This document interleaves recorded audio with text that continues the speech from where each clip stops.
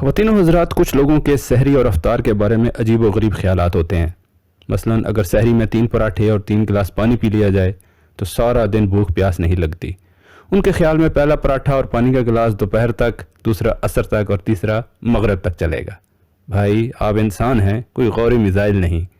اس طرح آپ اپنے معدے اور گردوں کو ضرورت سے زیادہ کام پر لگا دینے کے علاوہ اور کوئی فائدہ حاصل نہیں کرتے۔ اسی طرح افطاری میں بھی دن بھر کی کسر نکال کر معدے اور گردوں کو مصیبت میں ڈال دیتے ہیں۔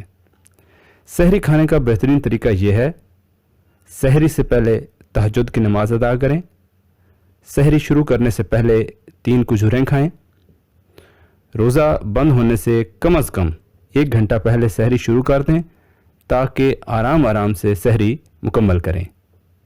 1 یا 1.5 سے زیادہ پراٹھا نہ کھائیں۔ پراٹھا سالن کی بجائے انڈے یا دہی سے کھائیں۔ سحری میں چائے یا کافی مت پئیں۔ اگر آپ کوئی دوا استعمال کرتے ہیں تو سحری کے درمیان یاد سے دوا کھا لیں۔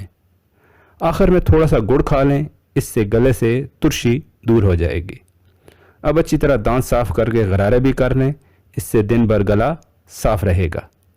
سحری میں تلی ہوئی اور مرچوں والی اشیاء سے پرہیز کریں، ورنہ سارا دن پیاس لگتی رہے گی۔ افطار میں بھی سب سے پہلے کھجور استعمال کریں کیونکہ یہ سنت بھی ہے۔ چاہے کتنی ہی پیاس کیوں نہ لگی ہو، نارمل یا ہلکا ٹھنڈا شربت گھونٹ گھونٹ کر کے پئیں۔ افطار میں 2 سے زیادہ گلاس پانی یا شربت کے نہ پئیں۔ افطار میں پکوڑے سموسے کی بجائے چنا چاٹ اور دہی بڑے کھائیں۔ کچھ پھلوں کو ملا کر فروٹ چاٹ بنا کر کھانا بھی بہت فائدہ مند ہوتا ہے۔ افطار میں کھٹی چیزیں کھا کر دودھ یا ملک شیک نہ پئیں، اس سے بدہضمی، ڈائریا، ہارٹ برن یا تیزابیت ہو سکتی ہے۔ ہلکی افطاری کر کے مغرب کی نماز ادا کریں، سورہ واقعہ کی تلاوت کریں اور پھر بقیہ چیزیں یا ہلکا کھانا کھائیں۔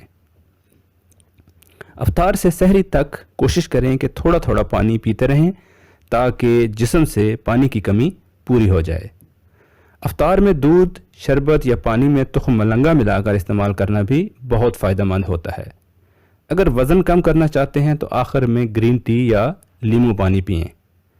کوشش کریں کہ افطاری کی تمام اشیاء 15-20 منٹ پہلے ہی تیار ہو جائیں تاکہ آپ افطار سے قبل اچھی طرح دعا مانگ سکیں، کیونکہ یہ قبولیت کا وقت ہوتا ہے۔ یہ بھی کوشش کریں کہ سحری افطاری میں ٹی وی بند ہی رہے تاکہ سحری اور افطاری کا قیمتی وقت ضائع نہ ہو۔